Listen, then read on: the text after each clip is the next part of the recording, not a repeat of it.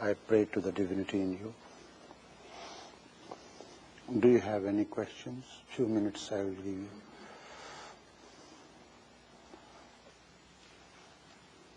Yes. Swamiji, do the sanskaras and karmic debts have any effect on the practice of non-attachment in the present life? Definitely. Sanskaras means impressions of the past, actions stored in our unconscious mind, which is a vehicle for the individual soul, and that we come to this world with that vehicle which actually motivates us for rebirth, because we have not accomplished many of our duties, desires, inclinations, wishes, wants. So that's a storehouse of merits and demerits in our life. Unless we have sanskaras, we will not get attached to the things.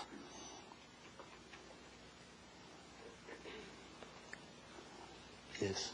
Does dream interpretation have a place in this work? What? Does dream interpretation have a place in this work? Why not? Dream is definitely therapeutic. If someone doesn't dream, either he's sick or he's a yogi. You know, there is similarity, not the same.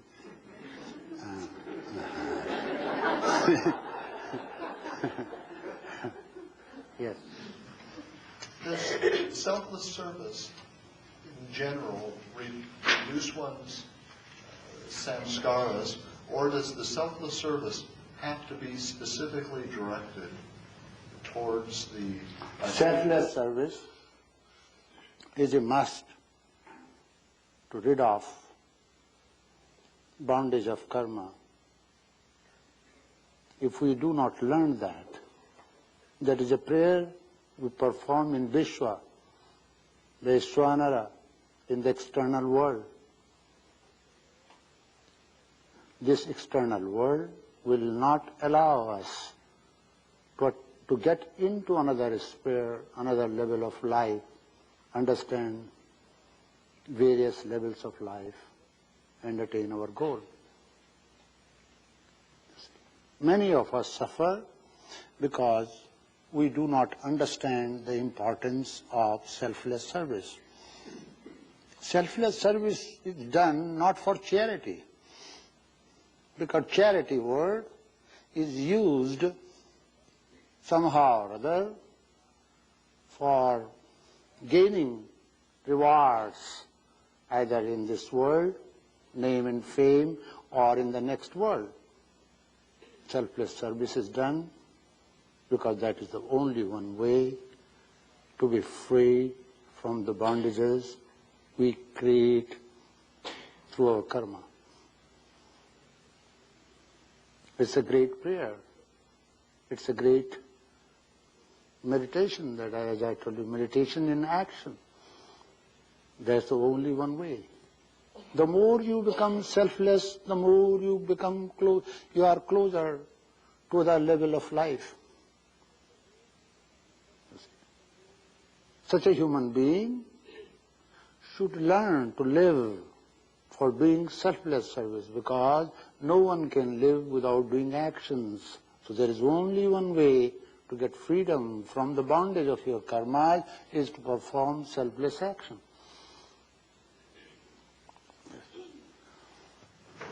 Yes. Should the mantra be used in Yoga Nidra? As long as you are consciously remembering your mantra, you will not go to Yoga Nidra. A time comes when mantra is remembered, but very subtly. Of course, that remembrance is so subtle, subtler than the breath. We will be discussing this. I want to give you some practical glimpse of that today. Yes. Swamiji, in your view, for what purpose the God has created the universe? God has never created the universe. This is our thinking that God has created the universe. This is He. You see, all that is Om. So God has never created anything.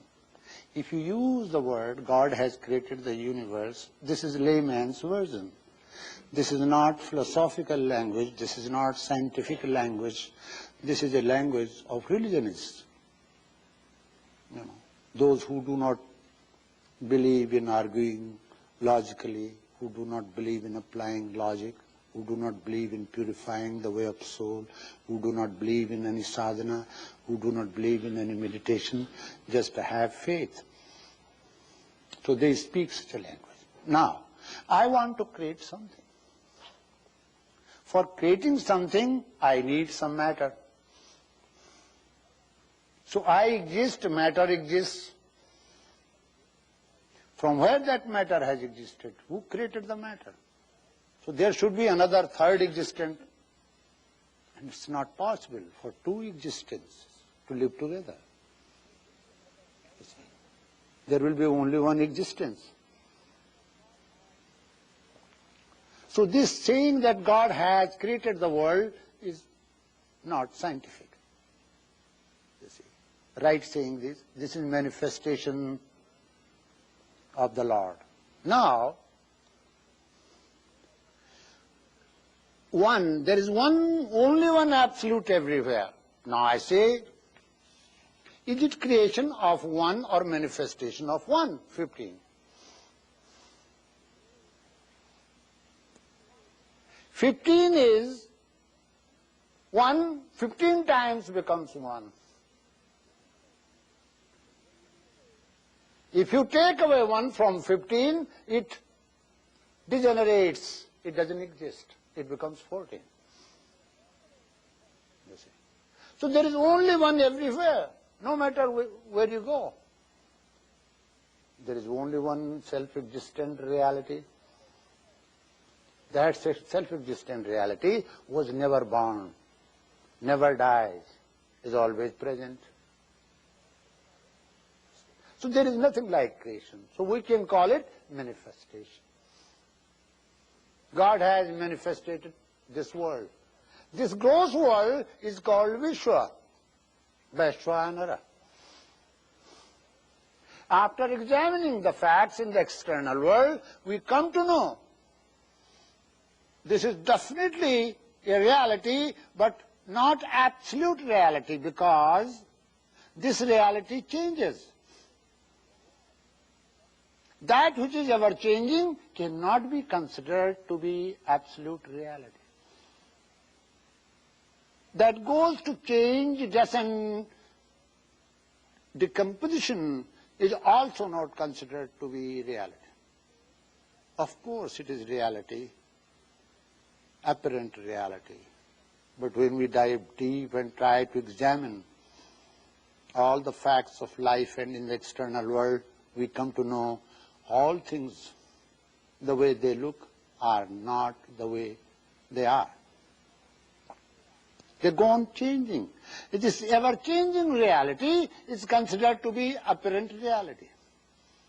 That is called Vishwa. Now, yes. One would have the duality because of the apparent reality. Yes. Apparent reality leads you to duality. Now we will have to examine another world of ours from waking to dreaming state. What I wanted to tell you yesterday, this is waking state. During waking state, how your mind functions. Waking state is not production of your mind. Remember that. All the objects in the external world are definitely projection with the power and Shakti of the consciousness, but waking state is not a product of your mind. So how mind and waking state relate with each other? Now you will see such a small part of the totality of our consciousness and many fields of our mind, that small portion of our mind which functions during waking state, that is called conscious mind. That mind which functions, that part of mind which functions during waking state is called conscious mind. It is not called unconscious mind. If it becomes unconscious mind, then there will be no waking state. When it goes to dreaming state, it is not conscious mind, because you don't have conscious control over this. What you call control, you can use this word only as long as you are on the level of conscious mind. Are we utilizing waking state, which is called, in which functions conscious mind, properly? The more we use it properly, accordingly, according to our capacity, with our fullest capacity, the more we are considered to be brilliant.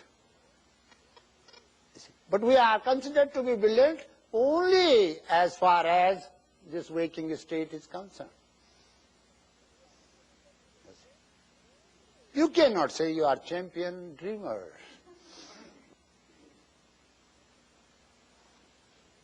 So, what I mean to say, first of all, a human being, a sadhaka particularly, who is aware of many levels and who has started questioning life, who has started learning to examine all the levels of life, waking, dreaming and sleeping. Who am I to wake? Who is the experiences of all these three states? There should be some experiences.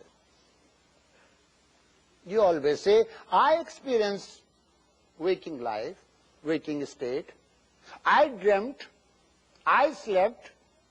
It means that I, who is that I who remains fully awake when you were in deep sleep, when you see, dreamt, and when you are fully awake?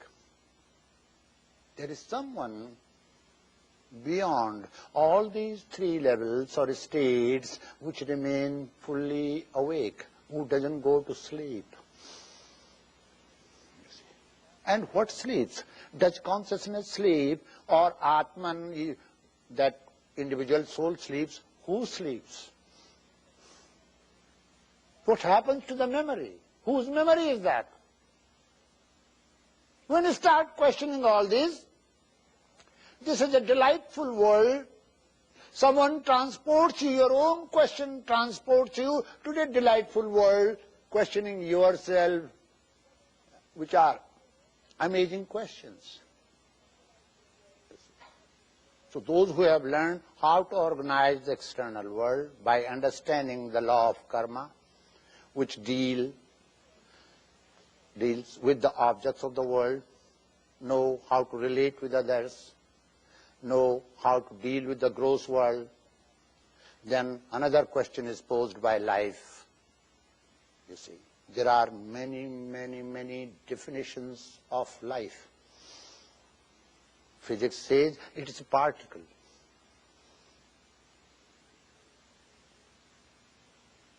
Physics says it's a ray.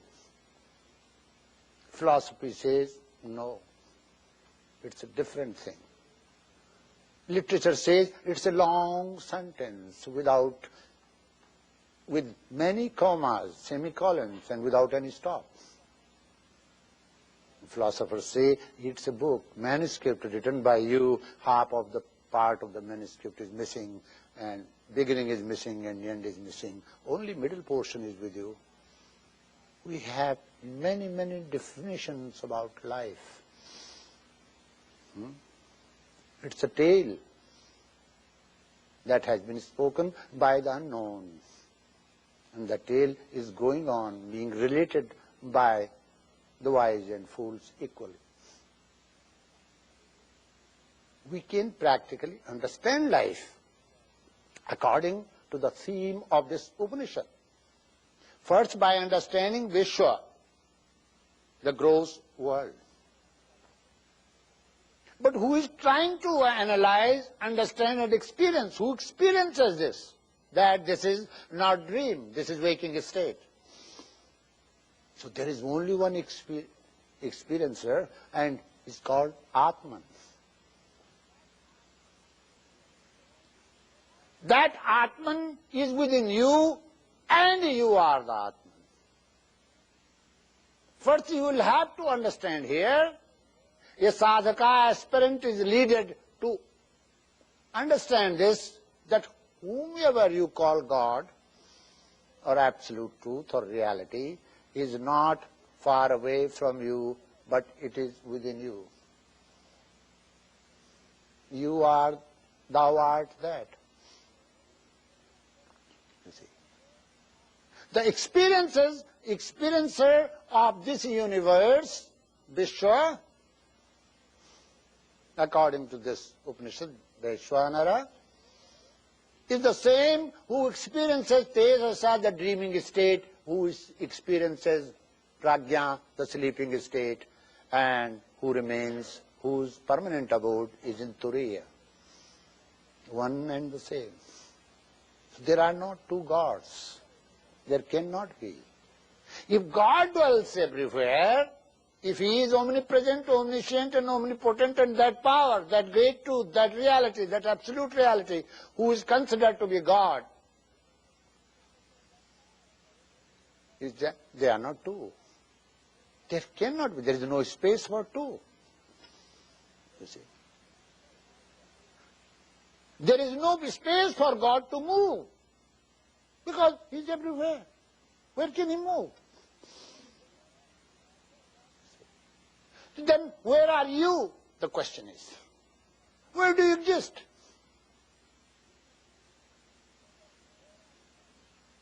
You exist in one of these experiences, waking, dreaming or sleeping. Your existence is actually existence of the absolute reality.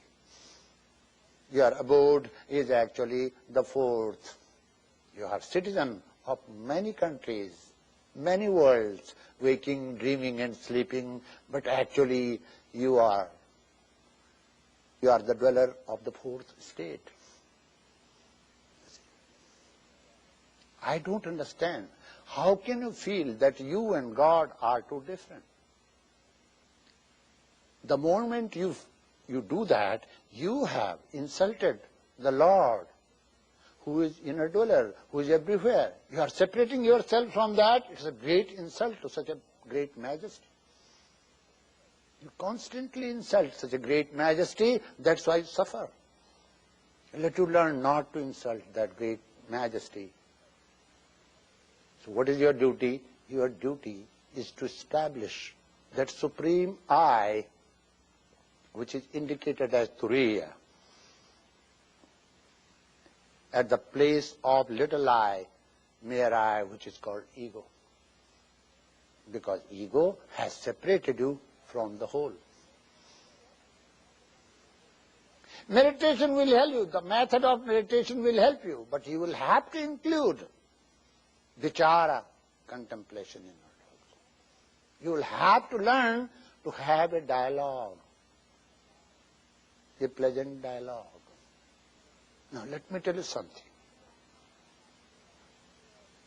If you are not in talking terms with your neighbors, how can you love your neighbors? If you do not love your neighbors, do not have cordial relationship with the neighbors, you will never understand them.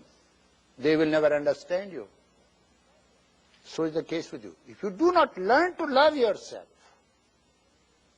appreciate and admire yourself, if you go on condemning yourself, how will you know yourself? If you go on condemning your neighbors, how will you know your neighbors? How can you say that you love your neighbors? And if you do not love your neighbors, why should they love you? From where have you learned this? Condemning yourself. You learned because you commit mistakes. That which you think today is good, tomorrow you consider mistake. And that go on piling. It becomes a catalog of mistakes and then you create complex. No. Let you learn to forgive yourself too. If you don't do that, you will go on condemning yourself. You will create a living hell for yourself. Don't do that. You see. Biologically, you should fall down. Why do you not fall down? I stand, why am I not falling down? Science cannot explain it. You see. Biologically, you should fall down. You see. Human being is the highest of all known species who is considered to be very close to the ultimate reality. Once he learns or she learns to realize. Yes, you have not asked one question. Om is whether a woman or man, masculine gender or feminine gender. No one asks. It's a neuter gender. Singular number. You see. So for attaining Om, you have to be a third person. Then you will know neuter gender, singular number. That outer aspect of Om, Vaishwanara, if you know how to deal with the external world, as I told you just now, first of all, from the very beginning, you will have to learn a word called love. I told you just now, if you do not love yourself, if you go on condemning yourself, if you go on hating yourself, no God on the earth, no angel on the earth, no angel in the heavens can help you. You will have to have one thing, and that is called grace of the self. Remember this. With the hope that you can do it, you will do it. You have to do it. You are bound to do it. If you leave or drop or offer all your human responsibilities to God, human being is crippled. That is not called self-surrender. That is called being lazy and irresponsible. You see. So let you learn to understand one thing, that all human efforts should be accomplished.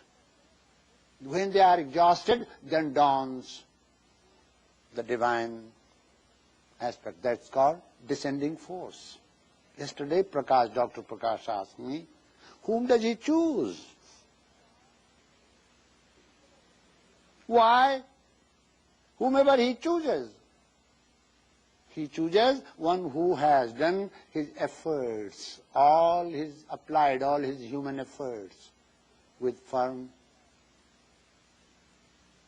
faith, with complete dedication, with all his mind, action and speech. Such one is graced.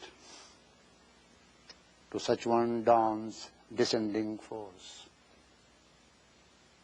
There is a meeting point here, where the Lord meets human beings, the Lord of life, the truth, absolute truth, meets human being. You are still a human being, and yet you meet God. Christ met absolute reality. He did not become Buddhist. Buddha became enlightened. He did not become Christian.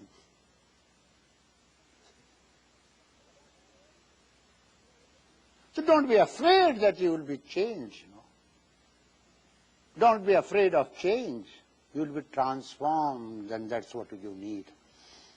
And system is this.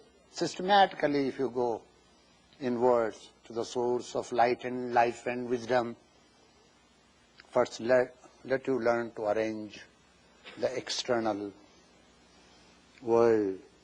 Let you have understanding with the external world. And that's not so easy. You all have seen. What sadhana do you need? It is tougher than Swami sadhana to live in the world with wife, children and others. Many a times you cannot do what you want to, because you will have to see want of your husband, of your children, of your people, of your neighbor, of your country, of your nation, of the whole of humanity. Many times you sacrifice your little wants, no matter how great it is. Wise people learn to deal with it by using something. Not renunciation, no, but conquest. Conquest. By understanding vairagyam, non-attachment. By understanding love. Another name of non-attachment is love. Non-attachment does not mean indifference. If you show indifference to someone whom you love, that is not non-attachment. Another name for love is non-attachment. Because in love you grow. In love you do not create a whirlpool around yourself. If you are not growing, then there is something wrong with your love. There is something wrong with your concept. There is something wrong with your life philosophy. In love you have to grow.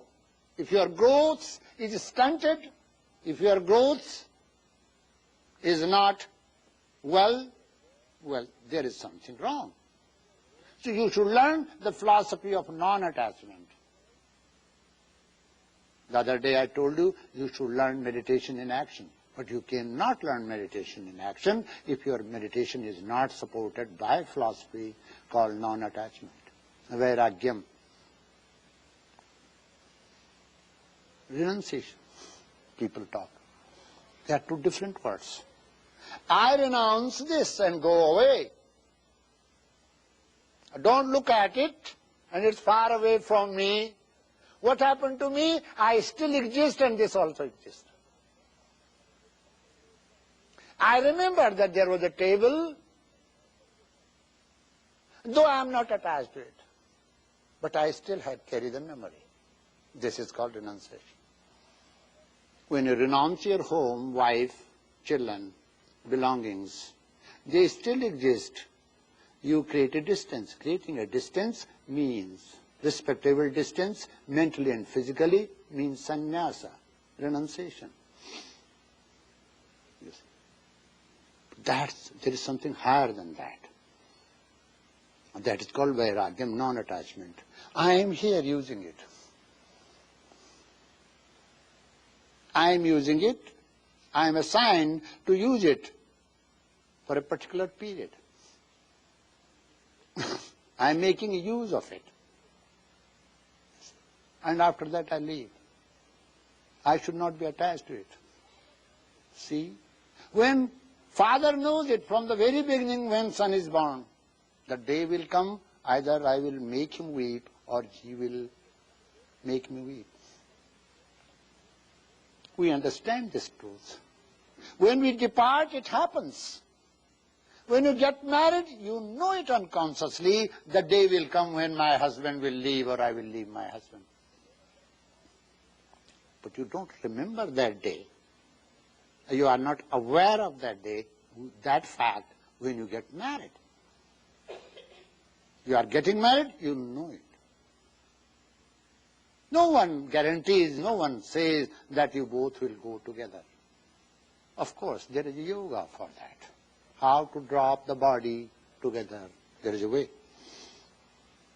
And some of the advanced yogis in Russia householders practice that, and both wife and sit down together and hand over all their duties to their children and finally say goodbye to them and drop their bodies.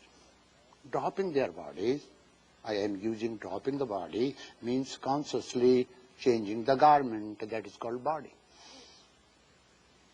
That doesn't occur. That does not happen. One is not successful if one does not know how to practice non-attachment. Non-attachment means pure love. Non-attachment means love without object. There is something wrong with your love. You need something, you need someone to be loved. It means your love is so poor, so weak, so meek, that it leans on something always. It needs an object. You need a little baby. You need someone, husband, you see. You need someone, husband, with a bag of bones and something, flesh and all that, to love, you see. And if you go on seeing that you love this man, that man is not the same whom I got married. He looked tender, he looked gentle, he looked so friendly, now everything had changed. You see? This sort of love that flies away, you see, is not considered love. That is considered attachment. You see. So when your love is mingled, inseparably mingled with non-attachment, that love is considered to be higher love. You are in household, you are a householder to practice that you will be attaining not the body, body you already have. You will be attaining something beyond, who is controlling, who is the governor, who is the real center of motivation, consciousness within you, Atman. You forget that aim and you get more, you expand more in the external world. You see. Your love remains limited to the flesh. And you do not go inside that frame which is called body, you see. That is called Atman. You do not go beyond that body to the center of Atman. That love which does not grow is not love. Then what it is? It's called attachment. Attachment is mother of all miseries. No practice is possible, no sadhana is accomplished, no meditation is fruitful because we are attached, we are doing half of the meditation. This technique of meditation is very little and short, but it is not supported by the right philosophy. That is why the meditation technique does not lead you anywhere. It gives you a little glimpse. You see. It can create escape for you. It can give you some calming or some, healing balm. But it will be not leading because it is not going to the right direction. Therefore, you should understand that waking state alone is not the state that we experience. We go beyond that experiencing dreaming state. The portion of mind that is used during waking state, conscious mind is but a small part of mind, of the totality of the mind, because dreaming mind, sleeping mind, they are great, vast mind, only small part of mind we are educating. Science doesn't know how to get into dreaming mind. Science has not created any device, which helps us how to dream according to our wish. You see. Science can help you in injecting, giving you anesthesia and put you into artificial sleep. But that artificial sleep is useful only to relieve you, to detach you from the pain experience, not to bestow happiness to you. You see. Not to bestow joy to you, not to make you understand something about life. You see. It's a pain reliever pill. Knowledge alone can help, wisdom alone can liberate. So, you will see that portion of mind which dreams is not under your conscious control. So here comes the part of unconscious mind. Unconscious mind has a large feed. This is conscious mind, dreaming and sleeping. Sleeping. This is the field of unconscious mind. Now, there are many categories of dreams. Let us classify one after another, and then it will help the therapist to know. Dream interpretation is very interesting thing. But it's just like grooving in darkness. What happens in darkness? In darkness, you see if there are white cows, any type of person, any color, you don't see anything. You see dark, everything dark, in darkness. Dreaming interpretation can be understood by understanding the behavior of the patient first. What is the behavior of the patient? How patient behaves. The way you behave, the same way you dream. I have never seen a fanatic Mohammedan dreaming Christ. I have never seen strong Christian dreaming for Buddha. So dream means what? Not the way you think or not the way you do things, but the way you are, the whole life pattern. For studying whole life pattern, there is only one branch of psychology, behaviorism, that says, in Gita, something is said.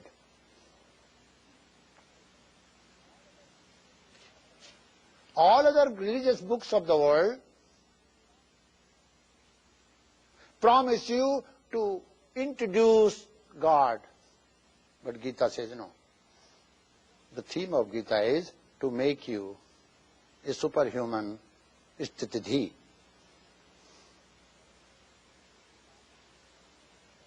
So Gita, from where comes behavioral, gives birth to behavioral science. Stitidhi kima bhasit, kima sit brajet kim. What? The student is asking teacher, what are you going to make out of me? He said, I want to make you stitidhi. I want to make you a superhuman, a perfect human, which is not perfectly boring, but perfect human. Sometimes this perfection business can be a perfectly boring. So what I mean to say, when you first learn to use your conscious mind, though a small part of the totality of mind during waking state, you make use of the resources you have. Remember, the energy of the mind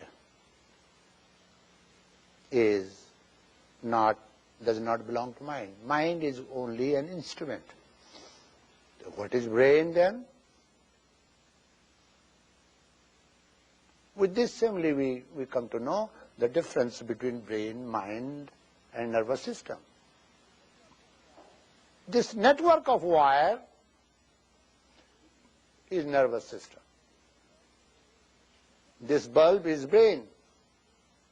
And the electricity that is flowing through that is called mind. Now I have good nervous system and good brain. But if my mind is somewhere else, what good is that?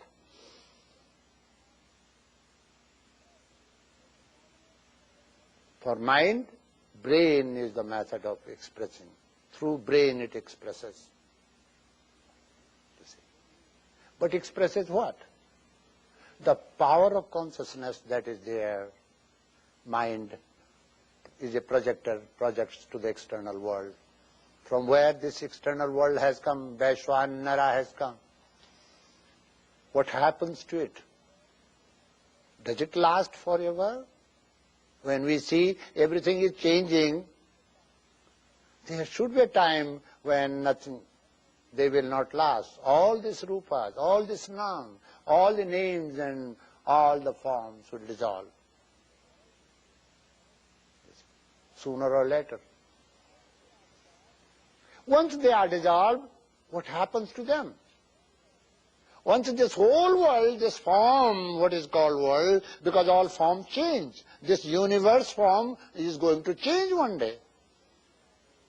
Some form lasts for some years, some other form lasts for more years. One day this universe is going to change. What will happen? It will go to annihilation. But even in annihilation, the scriptures, Vedic scriptures, ancients, Shruti says, Surya Chandrama Sodhata Yatha Purvam Akalpayet. Sun, moon, stars, and this whole universe, once it goes to its resting place, samambunam of life, then again it will come back exactly the way they are. It's a scientific law. If you have a seed of mango, no matter in which situation you keep, when it will find time for germination, it will bring only mango.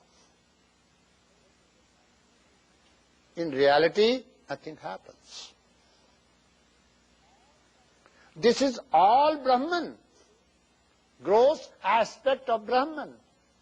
This is not actually world. This is all Atman, this is all truth, but gross aspect of truth.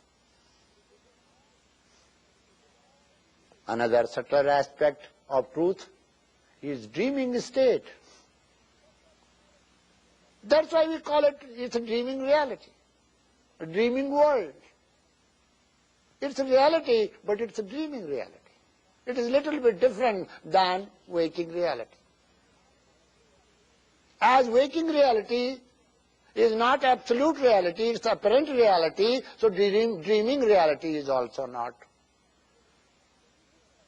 reality, absolute reality. Absolute reality means that never changes, that always exists, that exists forever,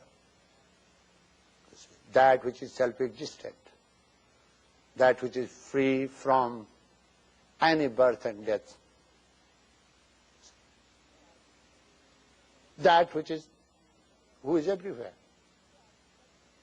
We are studying that reality on all levels. This all is reality, this all is Atman, this all is Brahman, but on gross level. Who projected this? From where has it come? From the absolute reality. If it has come from absolute reality, then it is complete. It is complete if you see that absolute in everything, then it is complete. When you don't see that one in many, it is not complete. Because of the ignorance, you don't see one in many. Because of wisdom, you see one in diversity. It depends what you want to see. So dreaming state here is also very interesting to be studied. I told you, if you do not dream, either you are sick or then a yogi. There is a fine demarcation between dreaming and waking and dreaming. And that in Sanskrit is called Unmani Avastha.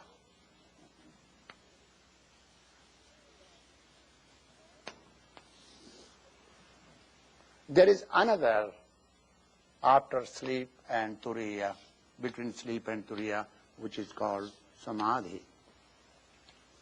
So there actually are seven states.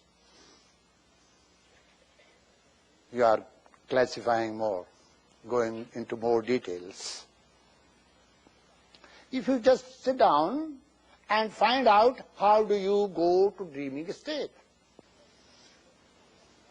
you will find that these things, these forms are becoming hazy. And simply, finally you are detached from these forms to the world of objects.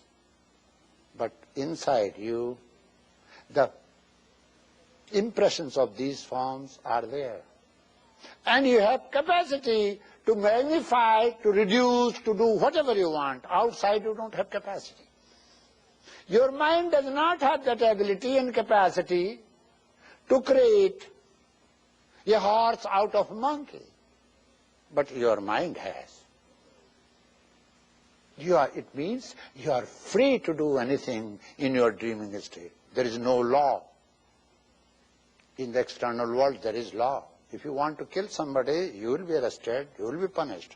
But in dream, if you want to kill somebody, go ahead. So dreaming state, you have that freedom.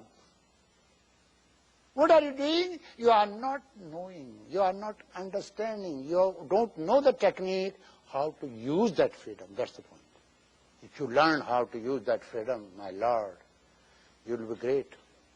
You can create many, many worlds. You are the creator of this world. There are two worlds, no? The world manifested by the Almighty and the world created by you. Your world is a private world. You always say, this is my home, this is my car, this is my city, this is my country, this is your world.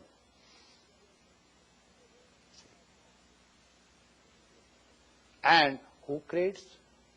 Who is the creator? Who is the architect of the world? Man or woman? Man borrowed this architectural skills from the woman. Woman is first architect of this world. Private world, world of yours. Man remained irresponsible, that is not in his system. So when woman got pregnant, she wanted to take care of her child, so she told man, why this irresponsibility taking me from one place to another, living under a tree or living in a cave? Why do you not build something for me? So she gives a drawing.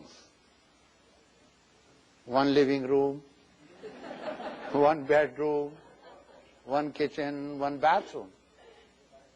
Yes. And one veranda, just to go outside. So she is the first architect of the world. Private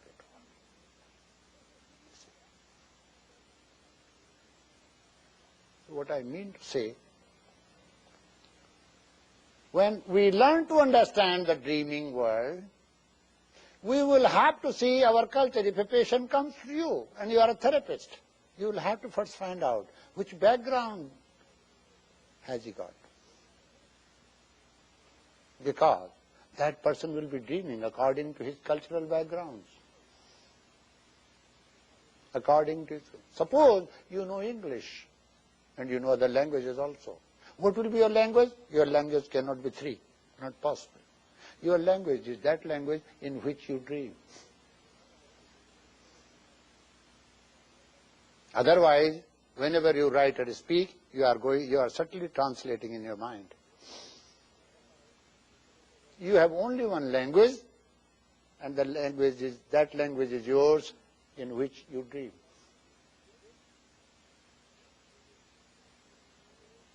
So for studying a patient, for dream interpretation, you will have to see the cultural background of the patient. Cultural background of a patient on 4 accounts. All dreams are related with 4 fountains. Simple way. Food. Suppose I am hungry, I will never run after a goat in my dream to kill the goat, bake and eat, because I am a vegetarian. You see. I will run towards the field, try to pick up some potato, tomato, or some salad, some other vegetables, because I have been. So I will never dream that I am chasing a goat or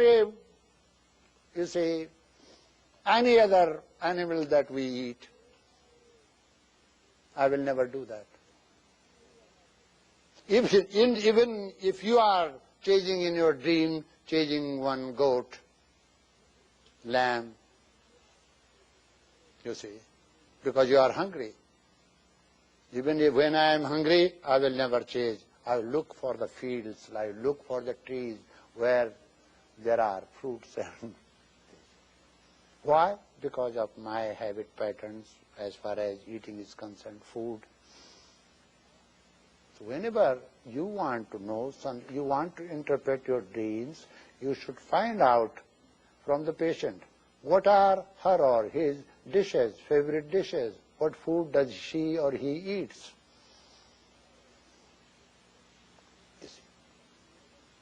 Sometimes a patient says, turkey. Sometimes the patient says, red meat, this meat, that meat. You can easily find out. One of the great yogis said, you cannot think anything, but the way you eat, you will exactly think that way. If you are a meat eater, you will be thinking in that way. If you are a vegetarian, you will be thinking that way. But that is not only one fountain. Sleep is another thing. If you have not slept for 2-3 days, or for 24 hours, you don't have time to dream. You will not dream that day. I can challenge. If I don't allow you to sleep, you will not dream. Because what is important for you? To dream or to sleep. Both are therapies.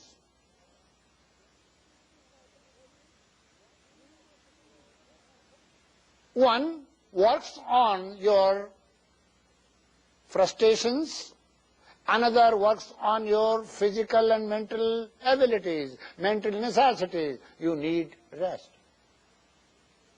So you postpone.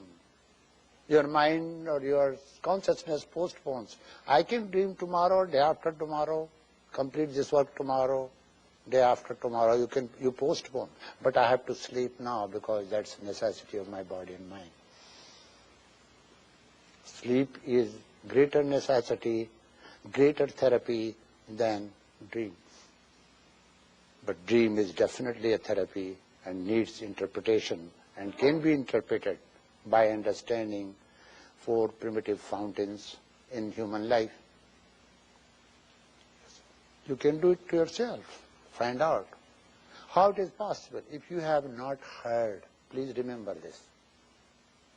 Not seen, not heard, not read, did not come in contact with anything, how can you dream of that thing? The greatest dreamers of the universe are the great ancients, great people whom we follow today. We call them Avatara, we call them Messiah, we call them Messenger. They were the greatest dreamers, but they could not dream more than human being, anything else. What is the angel? Poor human, that dreamer, great dreamer who created the angel was a great dreamer. But what could he do? He could not go beyond the concept of human being. Good human, gentle human face, but with bird's wing. Could not imagine anything, because he could not imagine more than bird. The scientist who created aeroplane could not imagine more than 2 wings. You see. The scientist who created vehicle could not imagine 4 wheels, more than 4 or 10 wheels, feet. There should be some start from where you start in thinking process also. Suppose I think of the watch, then I will think of the wrist.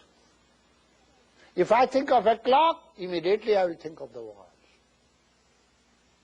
So there is also link and process, system in your dreaming process. Suppose your husband goes away, far away, you have children and you love him and he loves you. You did not receive any telephone call or letter. You are very busy. So suddenly you will find one day that you are talking to him on phone. Dream therapy. Dream is a great therapeutic thing. But if you are a meditator, it's a waste of time. If you are sick, if you do not know what meditation is, then it is a must, it should be done. That dream can be interpreted. Any dream can be interpreted by understanding what type of food do you eat, when do you go to sleep, what is the quality of your sleep, you see. What is your philosophy towards sex, you see. How do you think what sex is in life? And are you afraid of being died, being killed, meeting an accident? If you are afraid of meeting an accident, then you will be always having fearful accidents. If you are afraid of being chased somebody, then all the young girls have one and the same dreams all over the world, no matter which community they come from. This is not through cultural hang-ups. Somebody very ugly is chasing them, and they are running away, and that ugly man with the knife, sword or gun is chasing them, and the girl is perspiring when she wakes up in fear. His student gets a dream that he is going to the examination hall. He is getting late.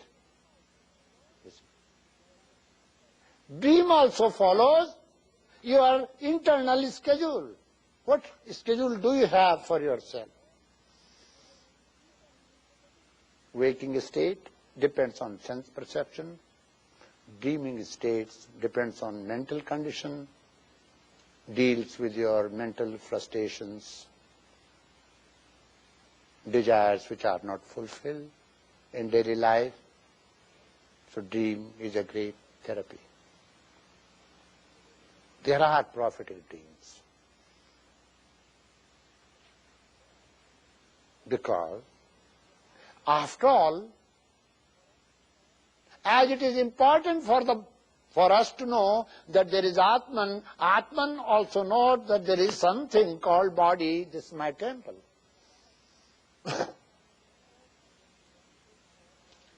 I tell you, any accident that happens is not accident. You know it and you invite that situation for yourself. Swami Rama explains it this way. Fear invites danger, and any accident that occurs is self-invitation. You don't want to beat accident, yet you are afraid of accident. That fear strengthens and creates. I'll tell you something. Somehow or other, I developed a phobia. In childhood, I used to play with the cobras, with the bear cubs, with the tigers. But when I came in touch with the English-speaking children in the school, I created that fear towards the snakes, somehow or other. That phobia is strengthened in my heart and mind. Wherever I went, a time came, I used to check even my pockets. See the room, pillow, my pockets. Phobia is strengthened out of fear. I never examined that fear. That was imagined fear given by somebody. Actually, there is no fear inside. It comes from outside. We entertain it. We don't examine it. And that's why it strengthens. So one day I was sitting at the bank of the Ganges, just next to my ashram. There was no barrage during those days.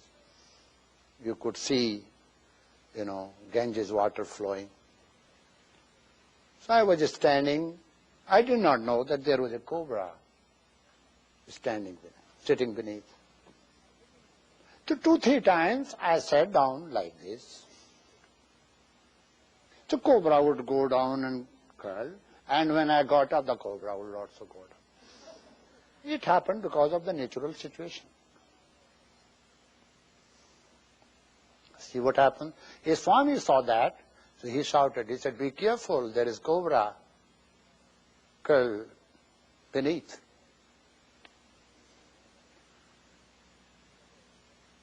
So be careful, he said. He made me careful but did not know what to do.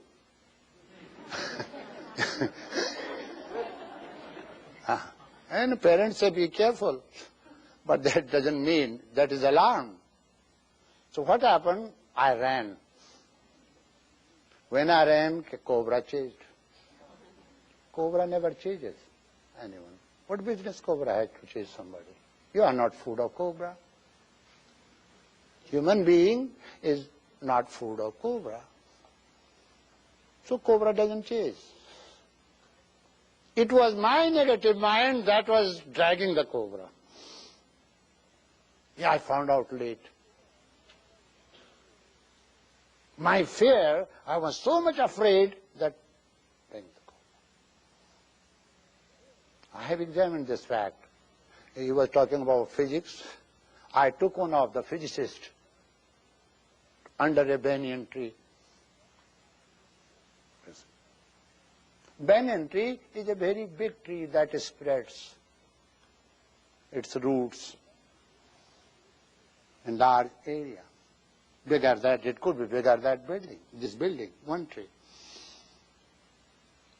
I said, this is a very old tree. Do you remember? I wanted to examine the impact of physics on his mind.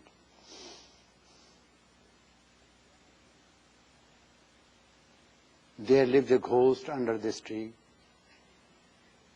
You see. Do you believe in ghosts? I said, I don't believe, but I have seen it. So I tried to convince him. I wanted to see the impact of physics on his mind. He was a doctor of physics. He said, I don't believe in it. Though you are a friend of mine, you have your own field, speciality, but my field is different, and I don't believe in anything like ghost. You see. He rejected. Next day I created circumstances so that he goes through that way again at night. At night he had to go all alone. And after that tree I was sitting to see what happens to him. He never used to say Ram, Ram, Lord, Lord. But suddenly from his mouth say, Om Ram, Ram, Ram, Ram, Om Ram, Ram. He got afraid. He did not believe, but he remembered my words. What happened? My saying left some impression in his unconscious mind. And when his conscious mind could not deal the situation, the unconscious mind became forward. Because he remembered that there is a ghost. Physics says there is no such ghost, but Swami says there is a ghost. You see. Somehow or other, he went through that. There I stood. He couldn't believe that I would be there, so he thought, ghost, and he fell down, you know. He thought I appeared in front of him as a ghost. And I said, come on, I am your friend. No ghost, you see. For it took few minutes for him to compose himself. How the impressions that you carry in your heart and mind can distort your actions, beliefs, faith, and create some new faiths for you. Thus change your philosophy, living, and everything. They need to be examined. So remember that fears should be examined, and fears are responsible for accidents, all accidents. Accidents are self-invited, let me tell you this. There is nothing like accident. This is all determined by you. You are not aware. This happens in your unconscious mind. And your unconscious mind creates it. You have control, very little control, only on your conscious mind during waking state, but you have no control over your unconscious mind. To bring unconscious mind under conscious control is a great achievement of yogic science.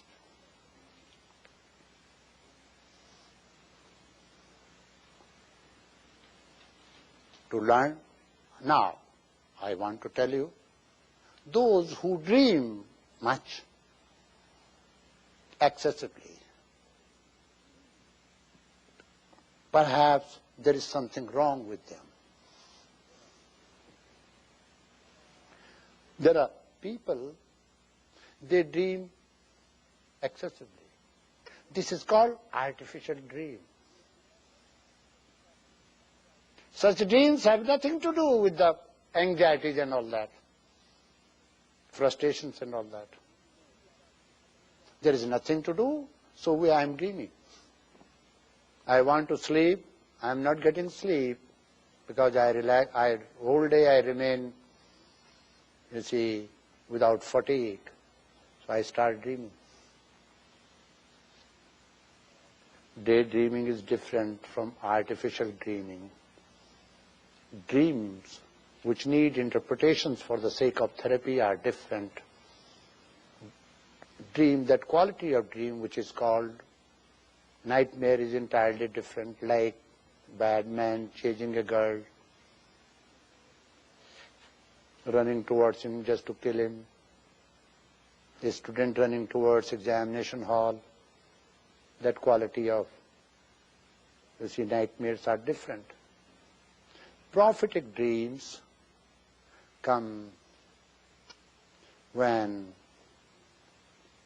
they can come accidentally. Sometimes accidentally here means without any alarm, without any awareness. They roll down from the valley of center of consciousness and they are so clear. Such dreams often come in the morning. Do you know why? Because by that time your body has taken rest. It is possible that you can dream even after sleep. There are two types of dreams. Dreams before sleep and dreams after sleep. Dream does not know whether it should come before sleep or after sleep. It can come both. Such prophetic dreams come after you have taken deep sleep, you are fully rested, and mind has no content, there are no impressions in the mind, there are no botherations in the mind. Mind is not aware of anything that can be considered mine or thine. There is no jealousy and discrimination during such time. A hunch, something rolls down from the infinite library within, and that dream is called prophetic dream, which comes true.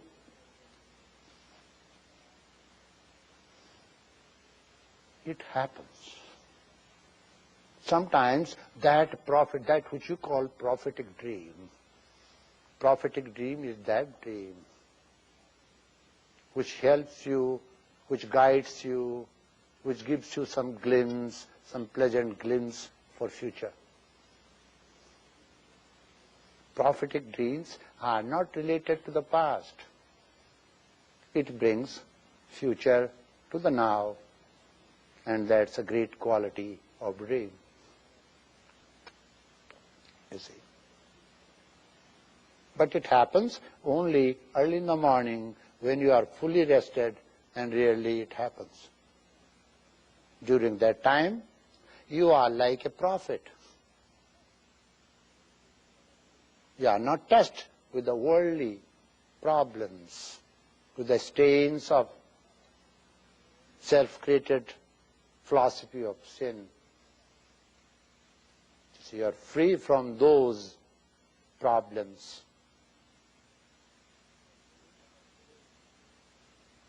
Now, the method of sleeping. From waking state to dreaming state. As I told you, waking state, during waking state, the best method of using waking state, your conscious part of mind, by being conscious of the things you are doing. Don't do what you do not want to do. If you force yourself to do not convince yourself before you are doing, that could be injurious for you. Because after you have done, you will repent. So don't do it unless you are fully convinced that it should be done by you, it is good for you, it is beneficial for you. Don't do it. Why do you have so much stress? In modern world, this disease is spreading all over the world. This has crippled human potentials. This is one of the greatest diseases among all diseases. Why? Because you are doing something which you do not want to do. You are forced to do something. Jobs, paying the bills, everything. Living with your husband because you cannot do anything. Living with your wife because you cannot get a good wife again. Living with a particular friend because known devil is better than unknown devil. Everywhere you are doing things which you do not want to do, and that is giving you stress because there is a constant conflict, and that conflict within comes out as conflict outside.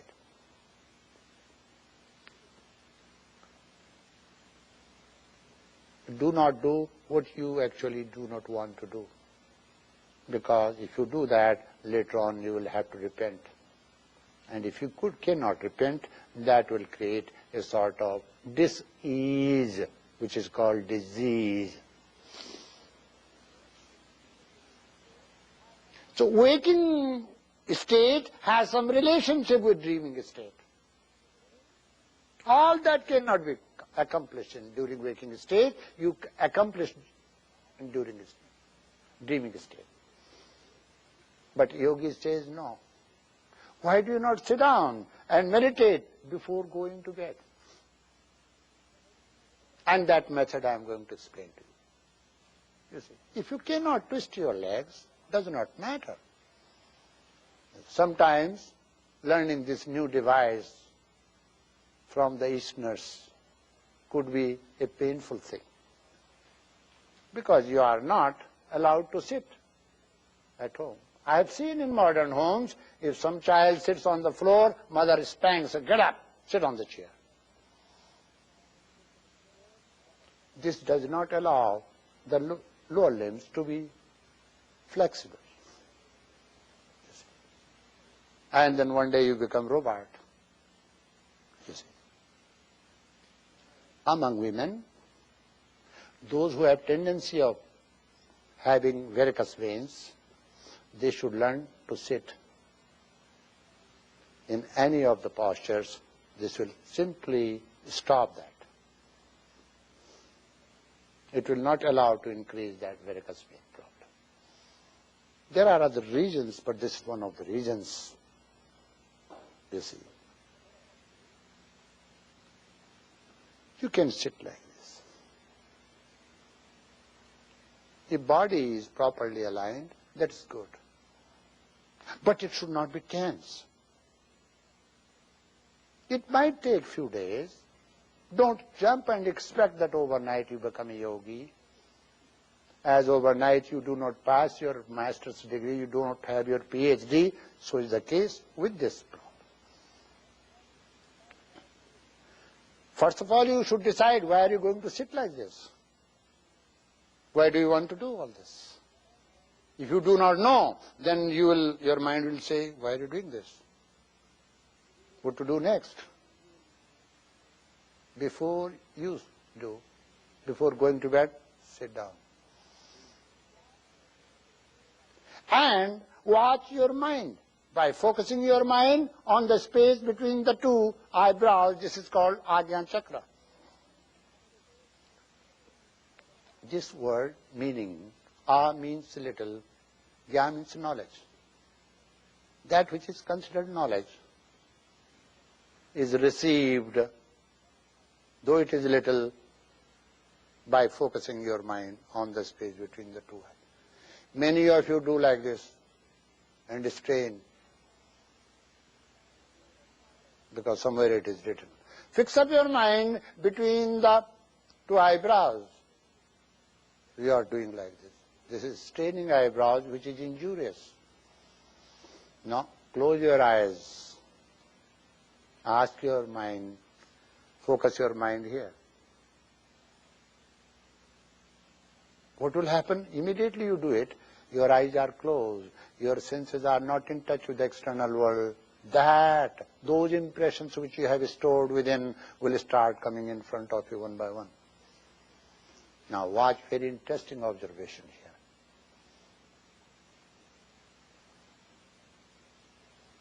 That particular point which robs your time there for many minutes is your errand that you have not finished. Some work left behind, undone. You want to buy a car. For many days you have this idea. That will absorb your mind more during that time when the imagery is coming. The impressions are stored in the unconscious mind. Body is relaxed. Conscious mind is relaxed. That is coming. When it is coming, you will see mind is paying attention towards that particular image, car, more than other images. Because you think you want it badly. This is called recalling that impression which is bound to give you dream later on consciously. This way you can get freedom from the impressions you have stored in the unconscious. What attitude should you have during that? Decide that anything comes in my mind during this time, I will not allow my mind to be swayed, to let go. This you will learn to observe not to get attached to the impressions already stored in your mind. You store those impressions whom you love or hate. Sometimes hatred is stronger than love. Your love is poor because your hatred is very strong. Those impressions are already there. So they will come. There are many varieties of the impressions you have. You can understand your actual inner functioning if you understand, if you analyze this. One interpretation of dream is different. This is conscious interpretation of the impressions which create dream is very healthy and helpful. You can ask your patient, what do you think most about my husband? It means there is something. Either she loves her husband most, or she is afraid of him, or she is insecure. Something, there is something wrong. How do you feel when you think about him? Horrible. It means there is some marital problem. So as you can interpret dream, you can interpret these. Why this particular thought pattern? When a thought comes, a thought is translated with a symbol, expresses itself with a symbol. Remember this. Sound creates a form. Thought creates sound and form both. So you will find relationship of thought, sound and form. They are very close. No. All the forms have come out of some sounds. There cannot be any form without sound. There cannot be any form without thought.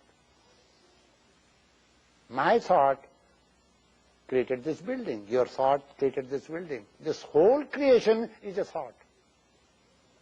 So creation virtually means thought.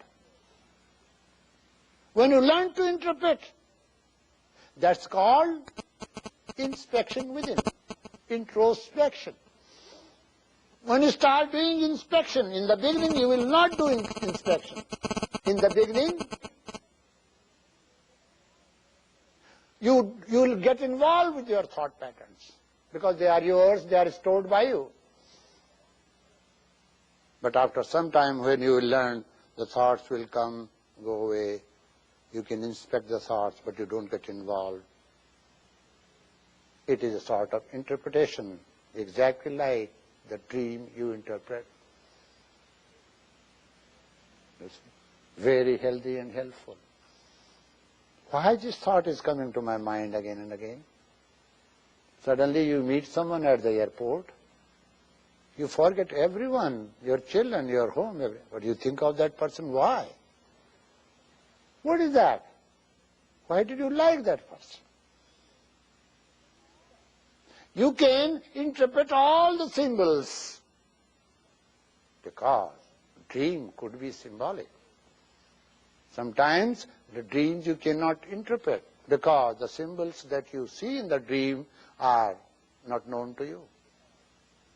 But when you learn to understand your thoughts by understanding the dream, symbols, by understanding the sound, that every symbol is a part of the sound and every sound makes a form and every form is created by your thought, then you know thought, sound and form has very close relationship. I think you all are hungry. I've forgotten that I have spoken much. But tomorrow I want to lead you more towards subtler realms of your unconscious mind. So first you should learn to observe your thinking process. I observe something with attachment, that is not called observation. Observing something. No. You have to observe as a judge. You don't have to observe something as a culprit.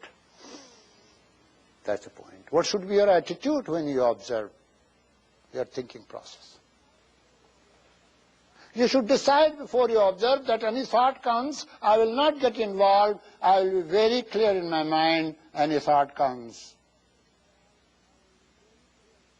If it is a bad thought that hurts me, let it come, it should not hurt me. If it is that good thought, it should not please me, it's a thought.